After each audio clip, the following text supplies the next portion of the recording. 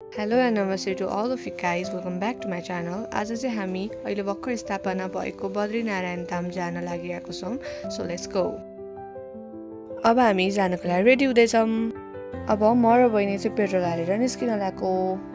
यही नागार्जुन नगरपालिका 7 रामकोटमा बद्रीनारायण धाम बनिरहेको छ र म यस धामको प्राण प्रतिष्ठाको कार्यक्रम यही वैशाख 19 गतेदेखि 27 गते आजसम्म सम्पन्न भइसकेको छ. अब हामी इन्डिया जानु पर्दैन. नागार्जुन नगरपालिका रामकोटमा आए हुन्छ.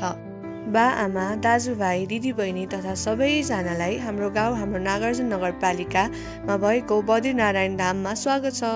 यहाँबाट स्विजरल्यान्ड पार्क पनि जान मिल्छ. अब हामी बद्रीनारायण धाममा प्रवेश गरिसकेका छौं. हेर्न सक्नुहुन्छ यहाँ भक्तजनहरूको भिड लागिसकेको छ. अब चाहिँ मन्दिरको पूजा पाठतिर लाग्यो. त्यसपछि अब साँझको आरती सुरु हुन लाग्यो. दर्शन गर्न आउनुभएको भक्तजनहरू नागार्जुन वनको चिसो हावाको आनन्द पनि लिन सक्नुहुन्छ. अब साँझको आरती सुरु भयो. हेर्न सक्नुहुन्छ कति मन आनन्द भइरहेको छ.